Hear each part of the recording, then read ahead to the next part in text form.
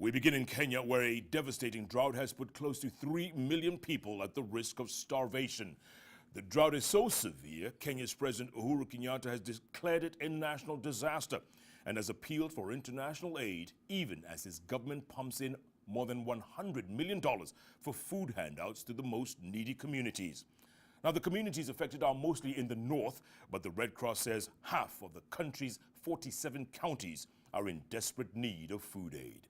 The drought has also affected livestock and wildlife, not just in Kenya, but the entire region, which experts have blamed on last year's El Nino weather phenomenon.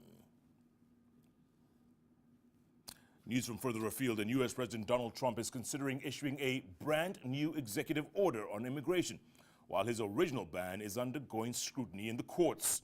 He says the new executive order would be in place as early as next week. Meanwhile, Trump says he's confident he'll win the court battle blocking his original ban, which barred visitors from 7 predominantly Muslim countries.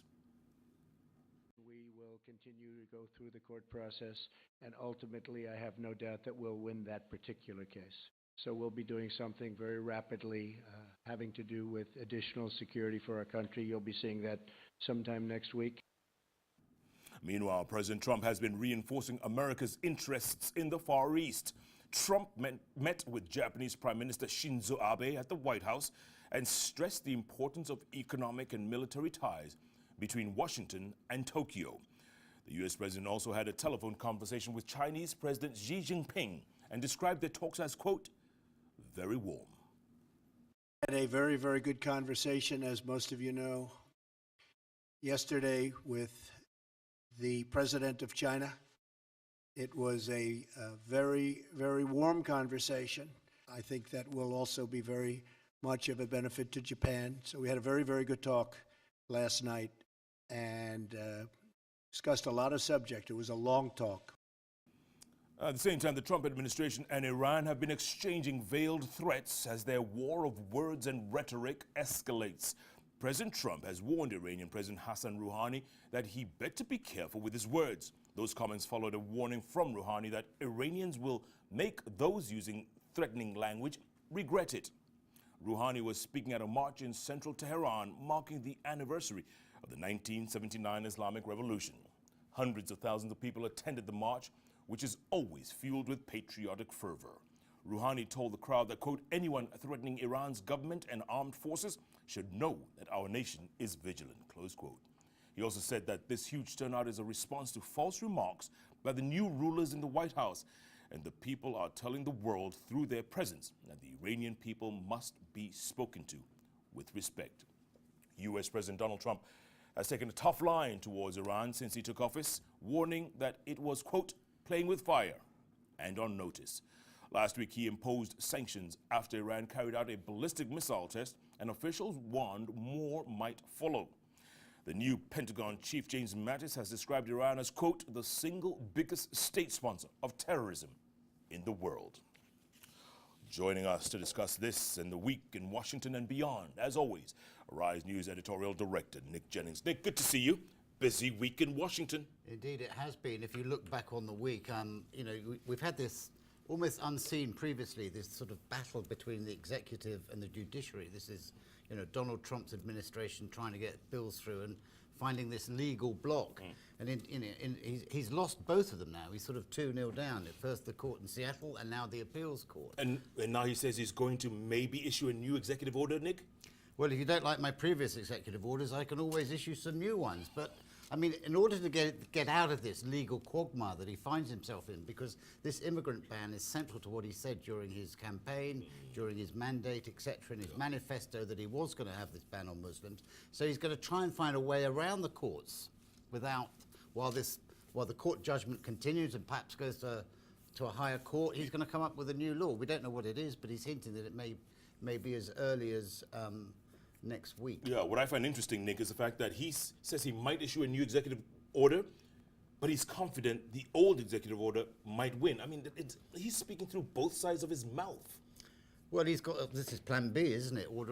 Issue another executive order, which will probably cover some of the loopholes that the legal people have found in his previous executive Yeah, order. interesting times. Okay, so Japanese Prime Minister Shinzō Abe shows up, but this is not the first time, Nick, because while Donald Trump was in New York waiting to become president, Shinzō Abe showed up when he was president-elect. Well, while the Trump administration is being sort of distracted and diverted by these legal issues surrounding that original executive order, the affairs of state must continue, and that includes, diplomatic relations with some of your key allies. And Japan is certainly one of America's closest allies in the Pacific region, which is one of the priority areas for America. I mean, Europe is not such a priority as the Far East and the Pacific, specifically relations with China. Yeah. But Japan and South Korea are both very key allies for the United States in that region. And in fact, they're saying that the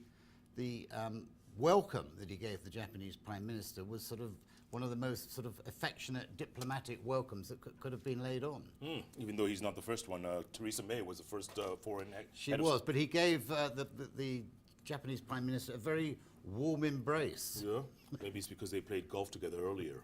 He also had a telephone conversation with Xi Jinping, Chinese He did, president. yeah, that went very well. He has been quite outspoken in some of his comments towards China, particularly The whole China one. over trade issues and the fact that he's been in discussions with Taiwan and that such. Yeah. So these are key areas where the diplomacy has to continue, and the new Trump administration has got to sort of, build bridges with some key allies and obviously, come to some kind of diplomatic rapprochement with China if that's needed. Oh, wow, another French word, Nick, well done.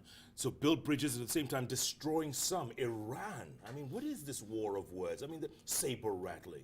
This could get out of control. Well, it's like turning the clock back 25 years in terms of diplomatic relations between Washington and Tehran, which had improved a lot under Obama's administration, particularly when it came to the final deal for lifting sanctions in return for Iran making concessions over its, nuclear program capabilities and all that.